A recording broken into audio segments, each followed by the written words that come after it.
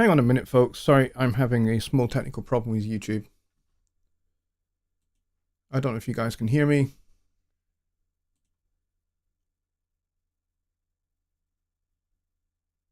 Bear with me just a minute.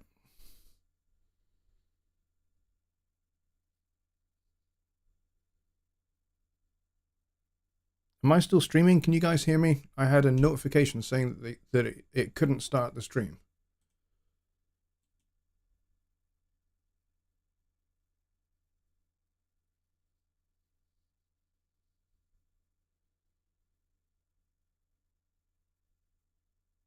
Okay, good. Okay. All right.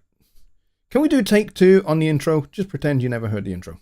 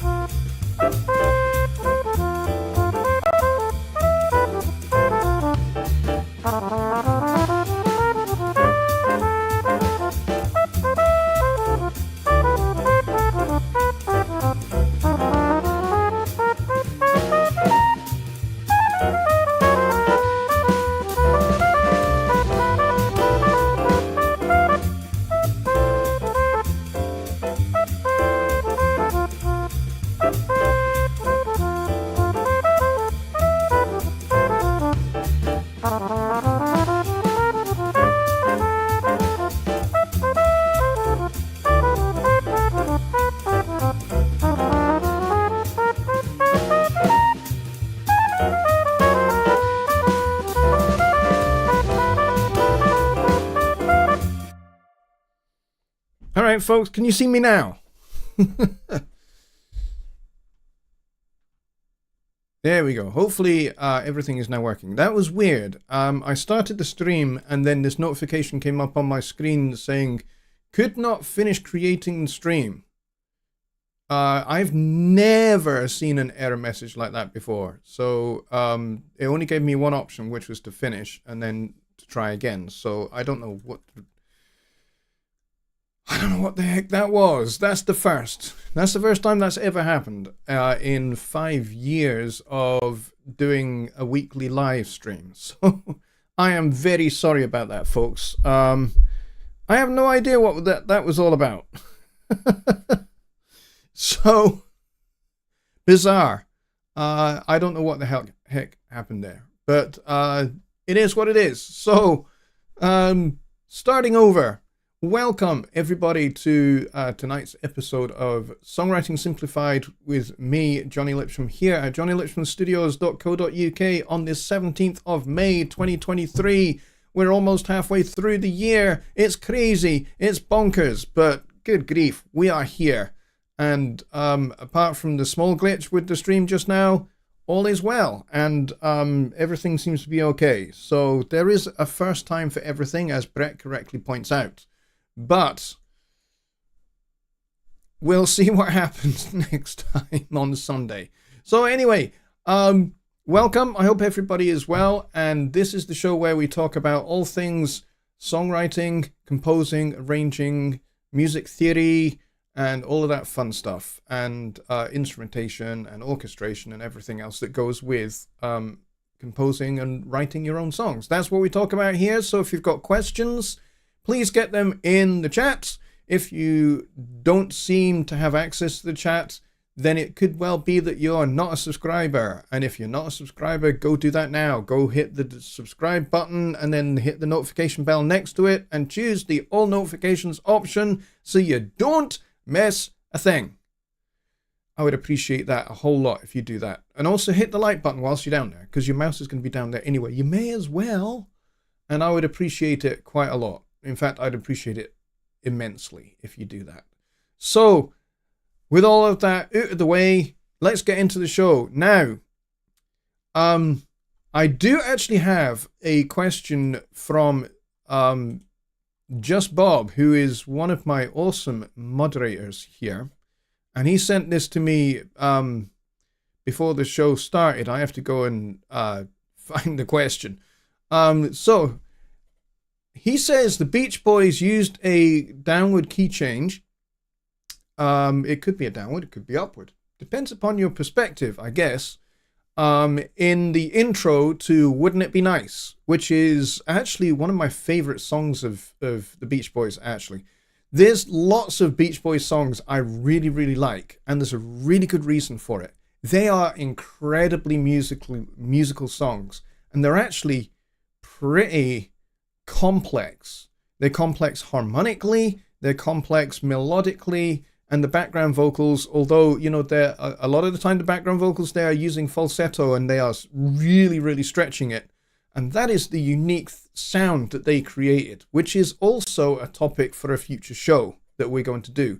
How to create your sound and how to make all the things that you are influenced by, you know, the music that you admire and listen to a lot, and the style that you like, and the bands that you like, and the songs that you like listening to, how to take all of those influences, mix them all up inside yourself, and then come out with something that is uniquely you and has your own thumbprint, fingerprint all over it.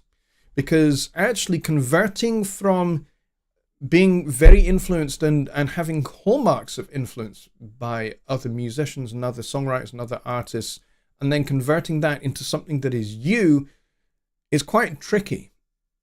It's not easy to do, but it's not impossible. It can be done, and there's lots of artists that have gone on to do that. So I thoroughly recommend that you we have this discussion, and we'll maybe do that next week. So this week was going to be an episode on harmony, so we're going to continue with Bob's question, because it is a harmony and key kind of music concept related question. So he says, the song Wouldn't It Be Nice starts in A major. That's correct. The intro is in A major, but then it goes into the verse, which is in F major. But then there's also a bridge, which is in D major. And all, you know, so there's effectively 3 key centers to this song. And so the question here is, he says, it starts in A major, but when the vocal kicks in, it shifts to F major. The first 3 bars are A going to B minor. There is actually an F sharp minor chord in there as well. I've actually got the chord changes pulled up here, so we can actually have a look at this. And then it goes to F major. And then the rest of the verse is in F major. And the chorus is also in F major. So what is this song about? Why is this intro in one key, the verse in another, and then the bridge section is in a totally different key again? What's this all about? Well, this is the unique thing that creates the sound of the Beach Boys, is that they were not afraid of multiple key changes within their song. Having multiple key changes in your song does 2 things. Number 1, it keeps the listener engaged and interested. That's the primary thing it does. Secondly, it also extends the range of the song as well. So if you take the average melodic range of the average commercially available pop song in 2023, you will find that the range is actually really quite narrow. You're lucky if the range is the interval of a major 6th between the lowest note and the highest note of the melody of the song. And so this is something that the Beach Boys were really good at. They actually have a big range melodically to their songs. And this particular song, Wouldn't It Be Nice, is a case in point, actually. It's a really, really good song, and it's really well written. Not just from the melody point of view, but also from the lyrics point of view as well. But it's the harmony that we're most interested in tonight. And this goes to what we talked about actually last week a little bit. And that is to do with using pivot notes and pivot chords.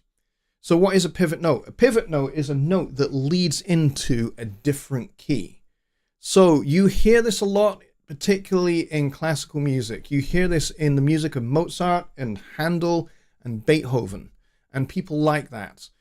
They didn't just use a pivot chord, which would be chord 5, going into chord 1 of the new key. which is the most common way of getting from one key to another, especially if you want to very quickly jump from one key to another. Doing a 5-to-1 in the new key is what will get you there. But you can do it with just one note. So I'll give you an example of doing it with one note, and then we're going to get to what actually happens in Wouldn't It Be Nice. So let's bring the mic over a wee bit. So if I've got this C major chord here, if I raise this G to a G sharp, this gives us a C augmented chord, okay, or a C sharp 5 chord. But this is also the leading tone in the A minor scale.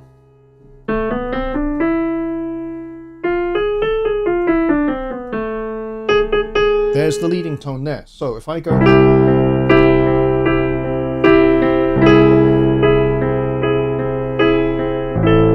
and now we are in the key of A minor, just like that, just with one note. I have not done a chord 5.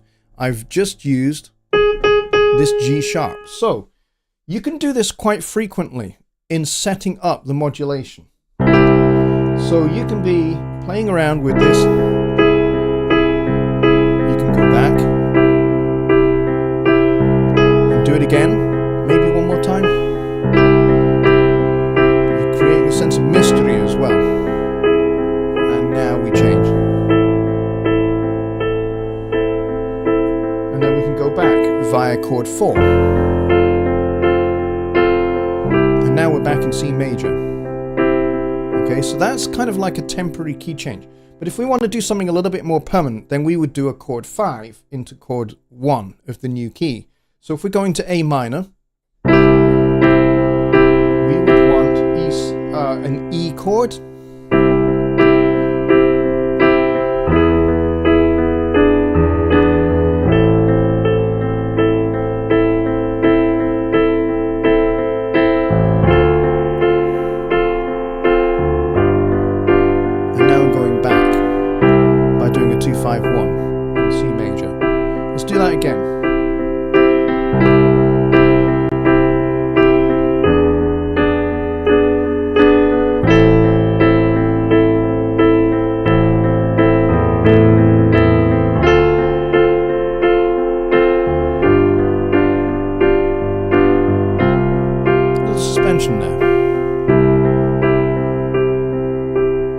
So I've done that with a 5-1. So I've done chords E7 to A minor, and then I do a 2-5-1 in C to get back. Okay, now that's not what happens in Wouldn't It Be Nice. What happens in Wouldn't It Be Nice is simply a pivot chord, just a chord 5. That's all they do. They go chord 5 to chord 1. And it makes beautiful sense. And here's how they do it. So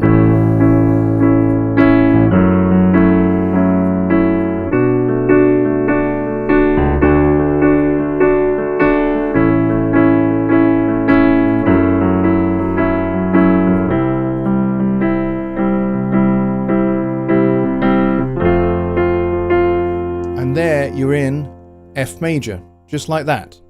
So there's not even a chord 2 leading into chord 5. Chord 5 in the key of F just pops out almost out of nowhere.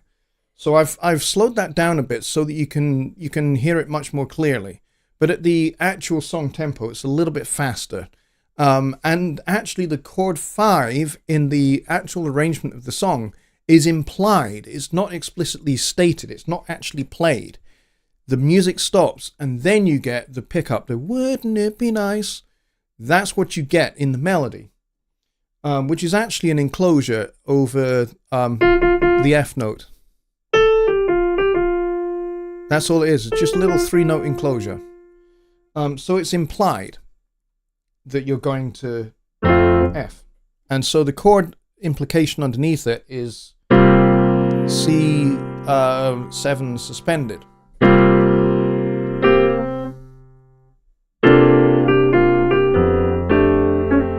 Let's make that a little less jazzy, shall we?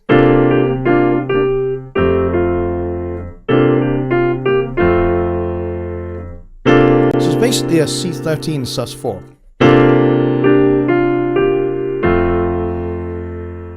Going into that verse. But you're right.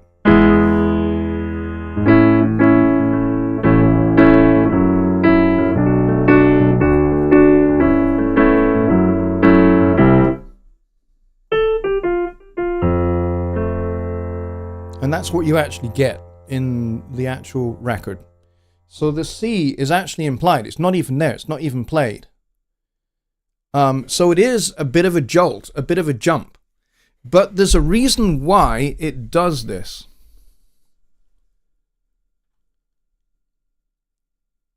And the reason why it does this is because it's going to connect music that comes later down the line in the bridge section.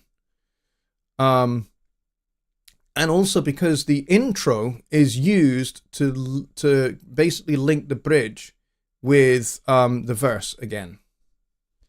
So that's kind of how it works. Now, normally an intro for a song I've talked about this quite a bit. An intro for a song would normally take elements of later melodic information. So maybe fragments of the chorus, fragments of a verse, or something like that, and hint at those kind of things. In the film world, we call that a portent. So, for example, if you watch the opening scene of the first Back to the Future film, as the camera is panning across all the shot of all of these clocks that are all in perfect sync, there is a clock that is among them that has a little cardboard cutout Doc Brown figure hanging from one of the hands of the clock. And that is what we call a portent, because it prefigures something that happens later on in the film. So this is what we do with intros. Most commonly is we prefigure later information. The idea being that you want to sell the song to the listener. And by the time you've got past the intro, when you get to something like the chorus or like a bridge or something like that, that intro figure comes round again and they go, oh, I remember this. And before you know it, they actually know the chorus before you've got to the chorus because they've heard it already. So generally speaking, this is what you do with an intro. But the Beach Boys, being the Beach Boys, they don't necessarily play by the rules. They have their own kind of harmonic language, which I actually quite like. I'm very appreciative of the Beach Boys' harmonic language. Now, obviously, for copyright reasons, we cannot play this song. I wish we could. But I certainly recommend that this is a song that you go and listen to, and you listen carefully to the harmonic language of the song. Because, for the most part, with that intro in A, and then it jumps into the key of F by an implied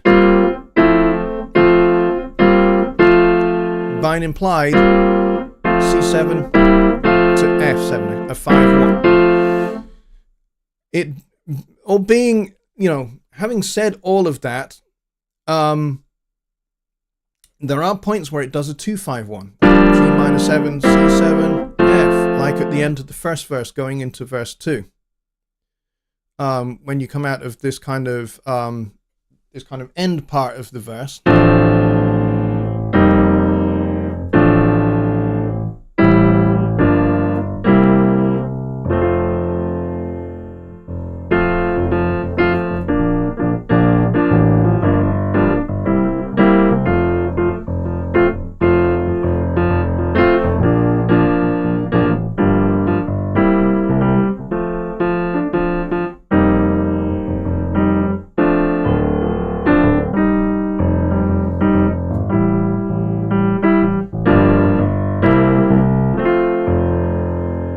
And so that's kind of where the chord changes go. Now, what happens next?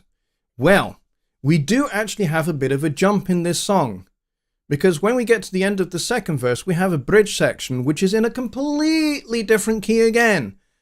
Except this time, there's no 5. There's no pivot chord. There's no nothing. It does what Handel does quite a bit. If you listen to Handel's Water Music, which was the music for fireworks,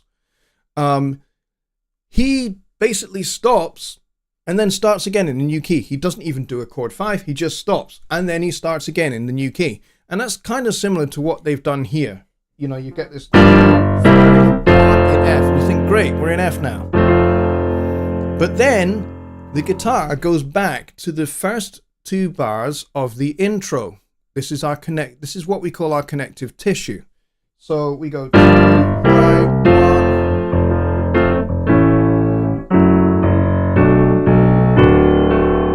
And then we're into the bridge.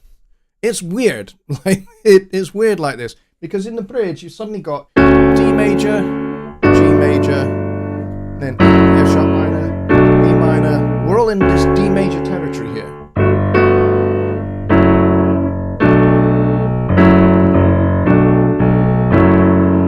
And then we go back to C7 for the hook line.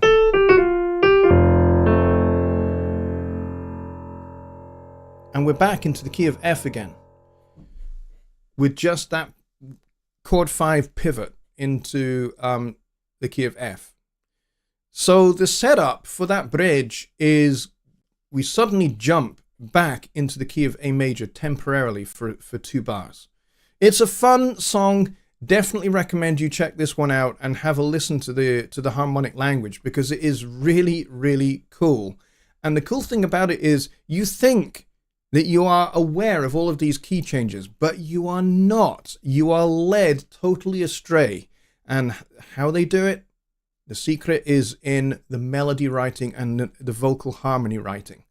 When you listen to the vocal harmony writing and the melody writing, you are led on this merry dance through F major, A major, and D major, 3 completely unrelated key centers, and you would never know it.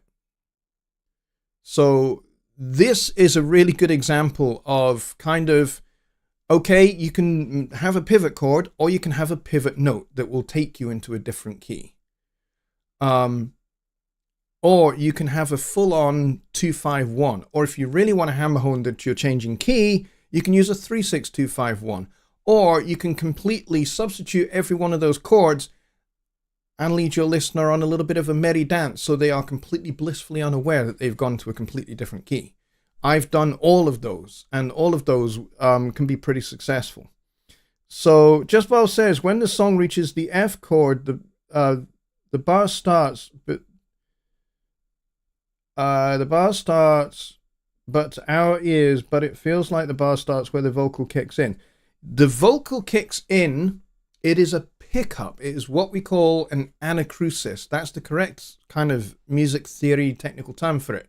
The wouldn't it be nice, and the verse actually lands on the nice, okay? So that is where the verse starts, is on the nice. The wouldn't it be is the pickup into that. So the emphasis is on the nice. And I think that's deliberate, because that's everything in the whole song revolves around this sense of nice. Wouldn't it be nice if we were older? And we wouldn't have to wait so long?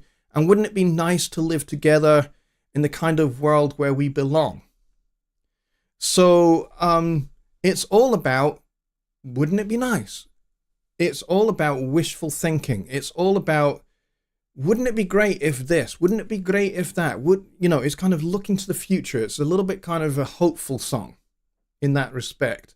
So the emphasis is on the word nice every time, even though the rhyme at the end of each couplet is long and belong. So even though you've got that rhyme there, and both of those, by the way, are on the chord 2 in F major. So, but the emphasis is on F major, on the nice, every time, because that's where it comes up. It's always nice on the tonic. Wouldn't it be nice?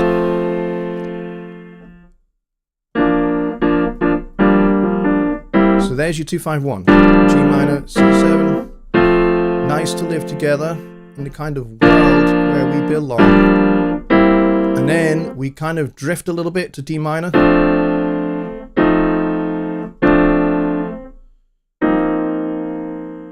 And then we have this little figure here.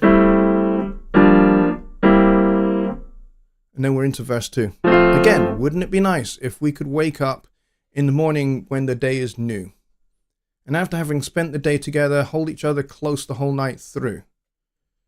So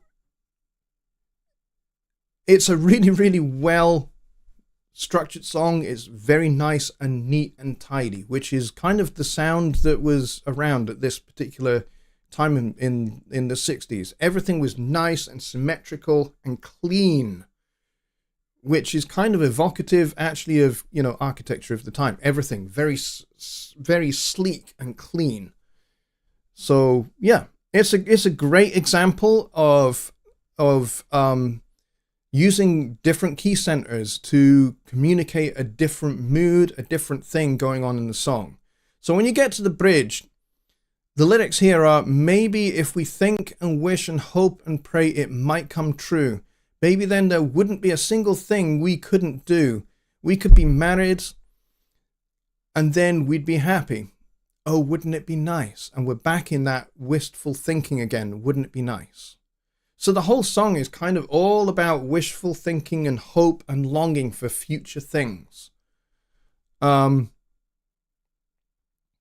So it's actually a nice song. I really like it. But thanks, Bob, for bringing this to our attention, because it's much more harmonically complicated than you think, even though it sounds simple.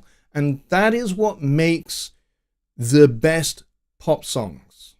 Okay, I'm not necessarily a Beach Boys fan, but they write incredibly good pop songs.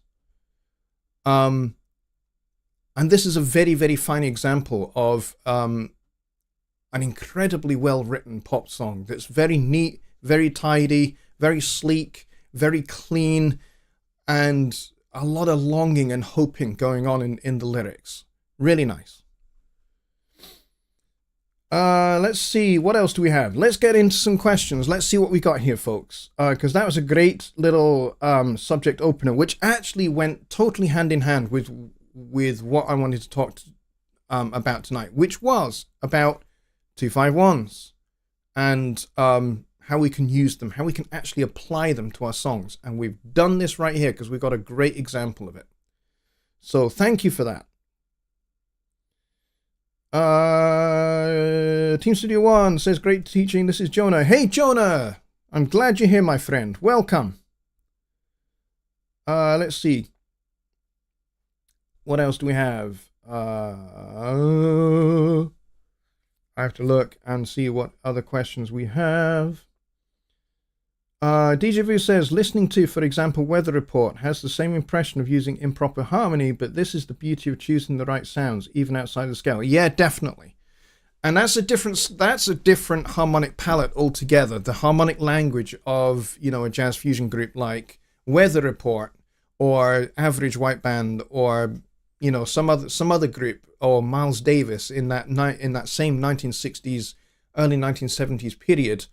Yeah, totally different sound, totally different harmonic landscape, but similar tools being applied, key changes, moving from one key center to another, and then maybe moving back again. So something like Teen Town, for example, is a great example of chords that aren't actually technically related to each other, and yet they all work really nicely together because each chord has its own sound and they all kind of belong together, even though technically they are not related to each other. And that's the challenge of a piece like Teen Town. Other than the melody is in the bass rather than anything else. Which you know is pretty unusual to feature a bass guitar as the melody instrument for a particular song, but that's definitely one of them.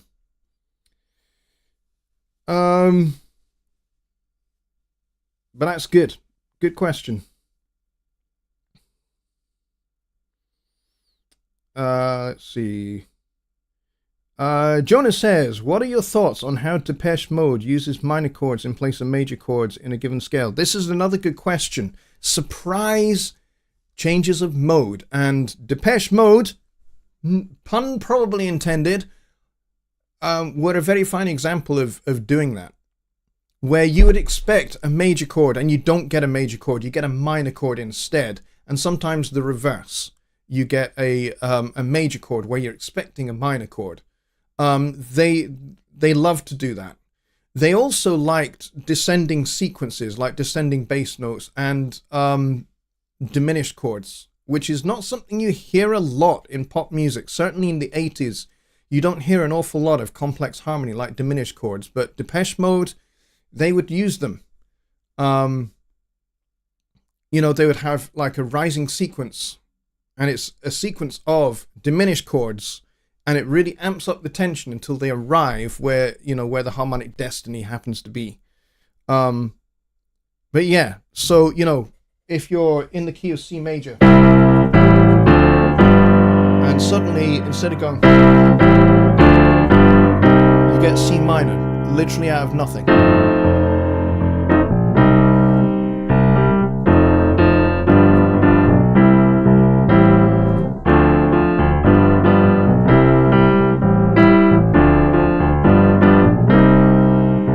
What's that all about? Other than you've just totally switched up the mode. But, you know, stuff like that works really well. If you want to catch your listener by surprise, or you want to emphasize something in the lyrics. Maybe, you know, you are juxtaposing light against dark, or dark against light. So maybe you've got the darkness of the lyric, and you juxtapose that against something nice and bright melodically, something nice and bright harmonically. Or the other way around, you've got really bright and happy lyrics, or hopeful and longing lyrics, but then you know, kind of you set that against some much darker sounding harmony. So, you know, invoking minor chords, diminished chords, those kind of things. Like, for example, Summertime in the Living is Easy is a weird one, because you've got diminished chords going. Why is that? What's the context for that song? Think about the context for the song Summertime, and you'll understand why it has that sense of kind of brooding, a little bit of foreboding in the background to it. Yeah, check it out.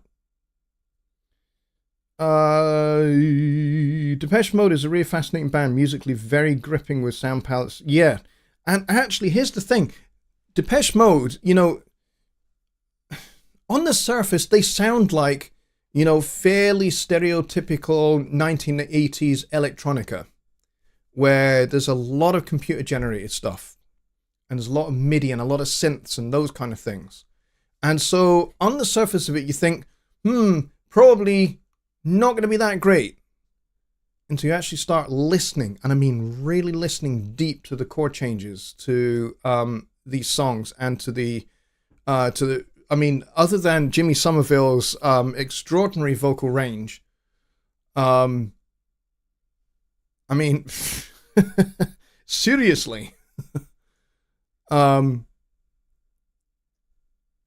they actually had some really good songs. I'm not a Depeche Mode fan, but I was very much aware of them in the 80s, because they were very, very successful in that time, and they wrote some really, really great songs, some of which we're still singing today, and even better, some of which have had big band arrangements done that are actually really, really good big band arrangements that don't sound contrived, or don't sound like they've basically taken the song and then just dropped it into a big band scenario and Duke Ellingtonized it, which is what a lot of this big band plays pop music kind of sounds like. A lot of it just sounds like, hey, they've just Duke Ellingtonized this pop band, and it sounds pretty awful. The arrangements are usually pretty tacky, but some of the big band arrangements I've heard of some of Depeche Mode songs, and there are a few big band charts out there, that it actually sounds really good. Much like the big band arrangement of the Beatles' Norwegian Wood, which is another really, really great big band chart that's out there. Buddy Rich played it a lot. once he got his hands on the arrangement. He played it for years, and it's a really, really great arrangement. And it's pretty faithful to the original Beatles melody. It doesn't really change very much, but it's a really, really great arrangement. And there again is another song that changes mode. It's kind of major, but then it's also kind of minor, and then it goes back to major again without really changing key. It doesn't change key, it changes mode. That's another thing you can do with your songs. If you don't want to change key, if you're happy with being in C major, or you're happy with being in F major, whatever it might be, but you want to get a little bit dark, you don't have to change key and go to the relative minor. Everybody does that. You don't have to go and go, now this is my little dark bit of the song. Just change the mode. Go from F major to minor. Just change the mode. Make it minor instead of major. Flat that third. And keep your, keep the root key center the same. Just change the mode. And it can be really effective, even if you do it just for a period of the song. It's very, very effective.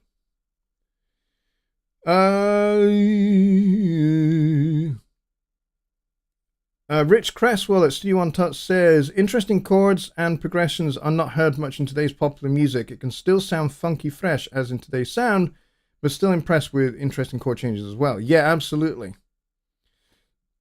DJ Vu says, Martin Gore found this magic of harmony in music that allowed him to operate various chords and combine them into something amazing. Yeah. Yes, and another thing, and we've kind of talked about this a wee bit as well. I've talked about tritonal substitutions, and I know that tritonal substitutions is a little bit of a complicated thing to get your head around. It is. It's a little bit advanced. I would say it's kind of, upper band, intermediate maybe. But it's a really cool little thing you can do to get yourself from one key to another without necessarily making it obvious. Now, you can jump from one key to another like the Beach Boys have done in Wouldn't It Be Nice? Or you can do it very, very sneakily. Instead of doing a 5-1, which is what they did here, they did a 5-1. You could do, instead of doing 5, you could do flat 2 instead.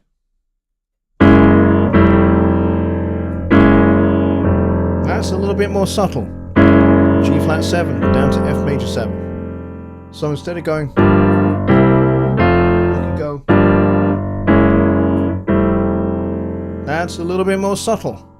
Not necessarily going to be quite so noticeable by the listener, Same if I wanted to go to, let's see, where should we go? Because we're kind of in this F major kind of territory now. Let's say I wanted to go to B flat major.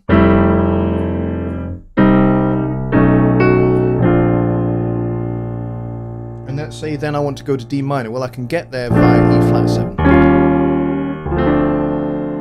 And then I can do a G minor, C7, F. Or I could go, I'm in B flat major, so I want to get to D minor. Well, let's say instead of doing that kind of whole G 2-5-1 thing, I can make it a little less obvious.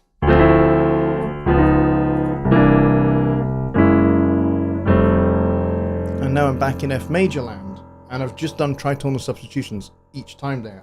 I've gone from the D flat to the D minor to D flat 7 to C7. Although I could just go straight to the G flat there. I could go. There you go, nice and subtle.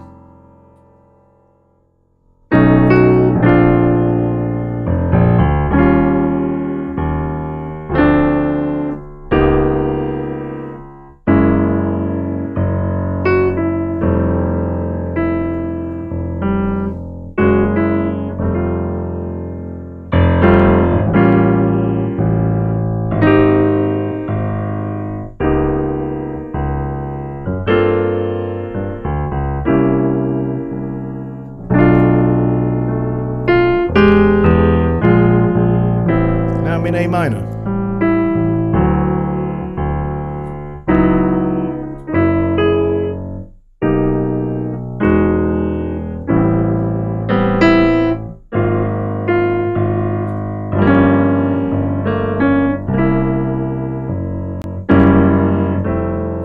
I'm back in F major again. It's all, you know, using a chord 3 whole tones away from the original chord and using that as a replacement for that original chord.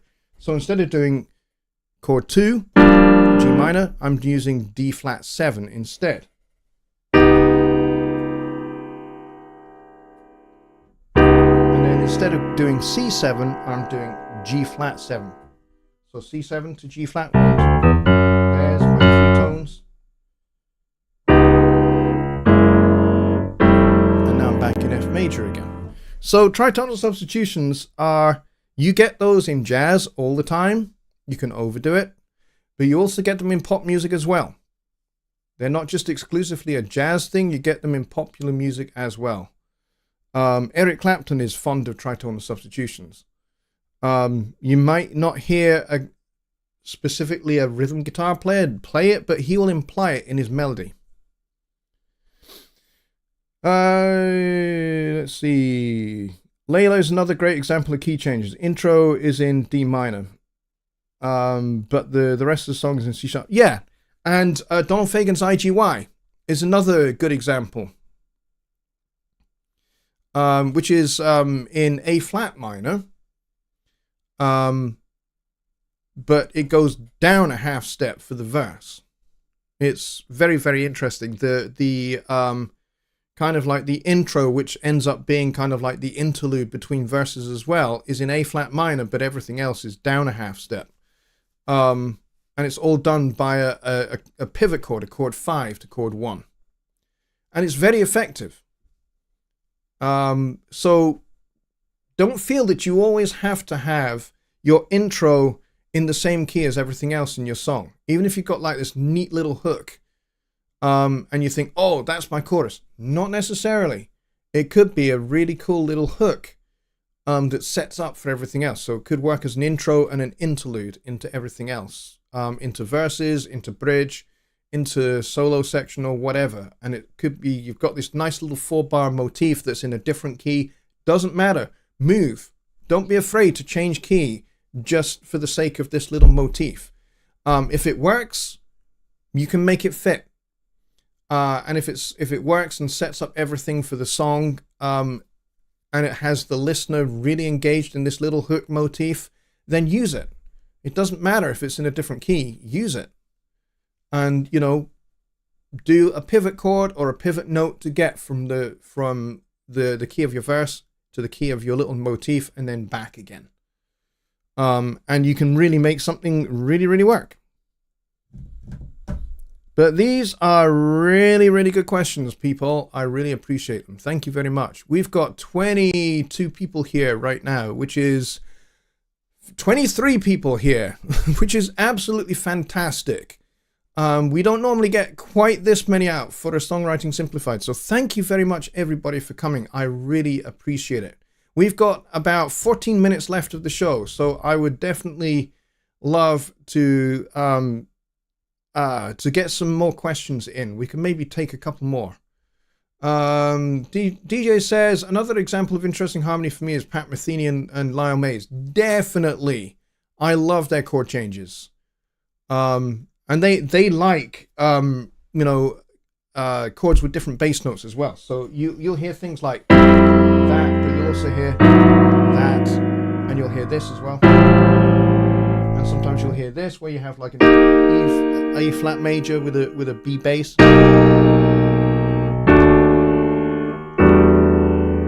So I mean, that's another dirty kind of dissonant way to get to E minor.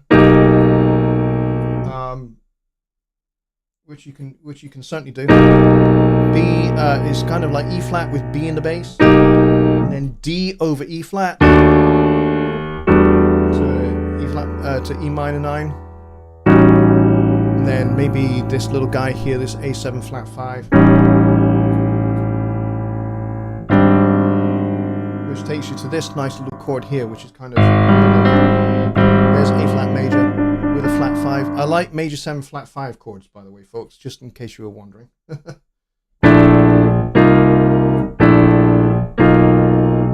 Because you've got this kind of kind of almost suspended kind of chord sound. So if I'm taking this D sus chord,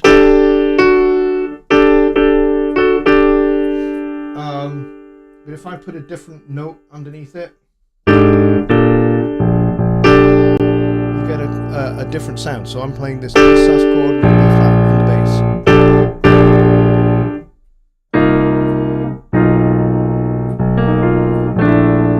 There's this A sus chord, but with a B flat in the bass.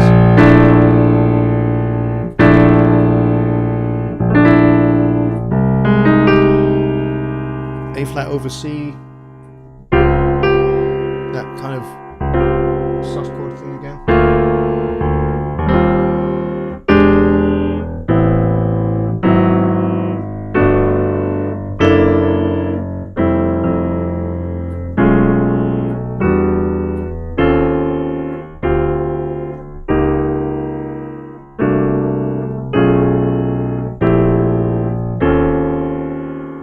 And I could just keep going. I could keep going all night doing that. Let's see. Arcadian Servant says, would love to hear your thoughts on song structure and arrangement. What song templates do you follow? Now, here's the thing. I don't follow templates. I really don't. However, because I learned from what I call the Great American Songbook, I learned from those kind of, oh, yeah. Thank you, Keith. The gain was turned up a little bit too much on the piano there. So because I learned from songwriters from the 1920s, 1930s, 1940s, I kind of learned their harmonic palette. So I learned things like 365-1, 251, stuff like that. But I also... That's from the harmony point of view. But I also learned AABA song form. Now, what is AABA? If you were to kind of take an 8-bar motif or an 8-bar phrase and then repeat that, you would have an A section and then another A section. And then you have a contrasting 4-bar section. And then you have your A section again. And this is this is a particularly standard form, AABA. Now, where does this come from? It comes from the Tin Pan Alley songwriters. So people like Irving Berlin, the Gershwin brothers, Rodgers and Hammerstein. They were all familiar with this song form. So you'll find that there are thousands of songs that are written using this format. Why? Because it's easy. Because you only have to write one section and then you use it 3 times in the song and then you use one other section. That's it. You're only writing one phrase and then a middle section phrase. That's all you have to do. And yet you've got a 32-bar song form. And it's very, very straightforward. It's very easy to do. And then again, you just use some simple chords. You know,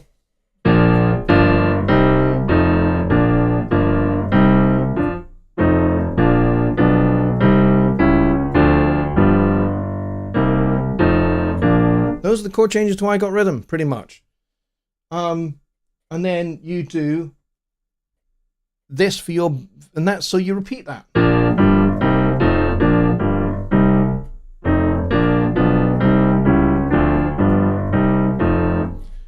So you repeat that. Okay, so we've done that twice. Now, where does the middle section come in? You do chord 3, chord 6, chord 2, chord 5, which, by the way, is pretty much exactly what you've already done harmonically, except you're starting on chord 3. And then that takes you back into...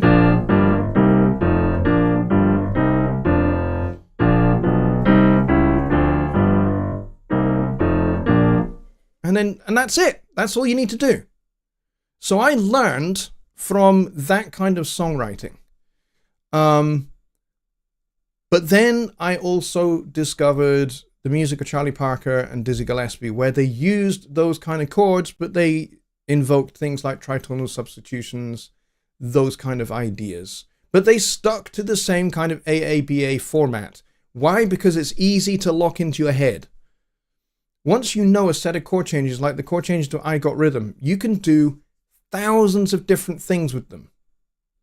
You can substitute all of those chords. You can change the melody line completely and still end up with something very, very cool, very sophisticated, but takes next to no effort to write.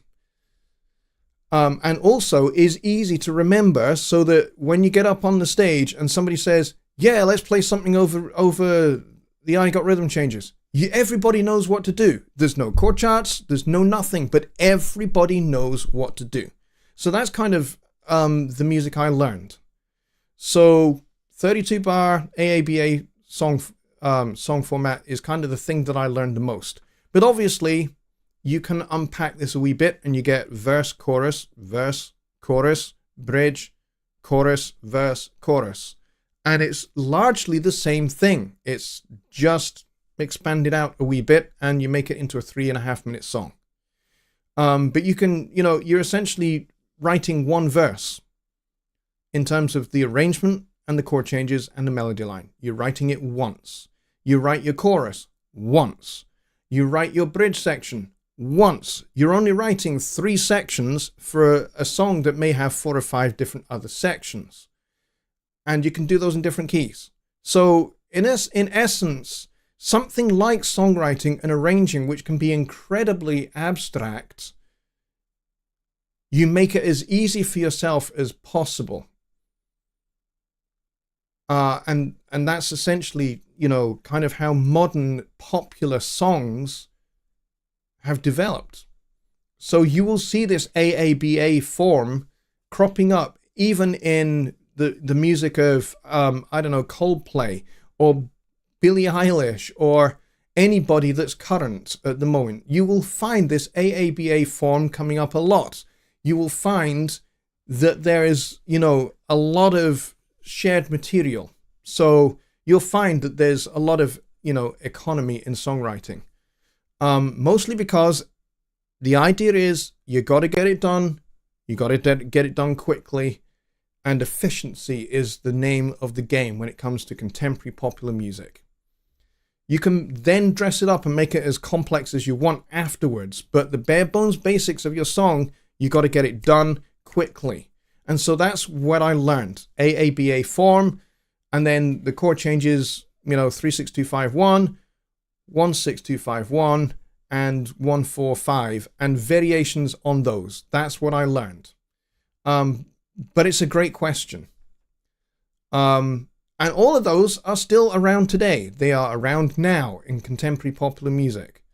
And so I would like to see something like what Parker and Gillespie and Miles Davis and Coltrane did with popular songs of their day, which were, the songs of the 1930s and early 1940s, and turned them into, they turned them into a completely different art form of music altogether, which we call bebop and modern jazz. That's how modern jazz developed. It took these archaic song forms and did something very, very artistic with them. We can do that today. We can do that with contemporary songs, like songs by anybody that's current, and apply the same kind of developmental concepts that they did, and you could create an entirely different new art form out of it. DJ says, send any of your song to Radio Talk Trumpet. I have, and he's played a couple of my songs already. He's played a couple of my big band charts that I wrote a few years ago. And I have a couple of albums and a couple of EPs that I can send to him as well. But yeah. Thank you for that challenge. I appreciate it. Let's see. Manhattan Transfer also create great harmony, but vocally. Yes, and they also did a great vocal version of A Night in Tunisia, the Dizzy Gillespie classic tune. And Chaka Khan did a really good one as well. And she had Mike and Randy Brecker on that record as well. Bobby Booth says, I'll have to check up on this AABA. Yes, I think even from your perspective as a mix engineer, I think learning song form is really important to you, because you will need to learn kind of where to apply some automation, where to widen the mix and narrow it as well. And so knowing the form of the song, knowing where the peaks of the melody are, knowing where the chord changes are going, knowing where the mood of the song and the mode of the song is really important to you as well. So Bobby, I'm really glad that you come to these Songwriting Simplified shows, even though you're just like, hey, I'm just a mix engineer, you know, this is all kind of nothing to do with me. It actually is, maybe not the technical details, but certainly the concepts, so that you can go, okay, this is a melodic peak, this is a motif. I need to emphasize this with some automation, or with a bit of reverb, or with a ping pong delay, or whatever. Now, you might be doing this already by ear, and a lot of people do. But if you have some know-how of how music is put together and how arrangements work, imagine how much better you would be as a mix engineer as a result. I really think you would, because your mixes will be a lot more musical. I'm not saying they're not now, because they are. What I'm saying is they could become even more musical. Okay. Just Bob says, since tap dancing is done with jazz music almost exclusively, was tap created as a rhythmic extension of jazz? Actually, tap predates jazz music. It's mostly popularized with jazz music, but it actually predates it. It actually comes from it. I think it's kind of starts with the Sandshoe Shuffle, which it comes from like the late 1880s. But you also see the beginnings of tap dancing in vaudeville, which is music hall music, from like the 1880s all the way through to maybe the early 1920s, middle 1920s. So yeah, you see tap dancing in that kind of music, which was kind of popular stage music. Again, these song forms, AABA and all of that, you will find in vaudeville music as well. So, but yeah, tap dancing is mostly associated with jazz, but it actually predates it by maybe about 40 or 50 years, at the very least. There we go. Oh, got you. Yeah, I think I kind of understood already. So we're good. All right, we are at time. Thank you very much, everybody, for your questions. We lost maybe about 10 or 12 people in that last like 10 minutes. But that's okay. I don't mind. Thank you, everybody, for coming, and I apologize for kind of the bit of a messy start to the show. I don't know what that error message is all about. I have never seen that before in 5 years of doing this. So, mystery, and I hope it doesn't happen again next on the next show, like on Sunday. But yeah, that was a wee bit weird. We've had a couple of weird little things that have happened with streaming on YouTube just lately. So, but yeah, hopefully no more weird little glitches. Great show tonight. Thank you, Bob. I appreciate it. All right, with that, folks, I will wish you all a very good night, and I will see you on Sunday for Sunday Night Live. Bring your Studio One questions, and if you've spotted an issue that we can try and reproduce, then we will attempt them. So by all means, please do bring those kind of issues as well as questions broadly on using Studio One and broadly on mixing and mastering as well. Definitely bring those to me, and it would be great to have another fantastic discussion. Thanks, everybody, and I will see you all on Sunday. Good night, everybody.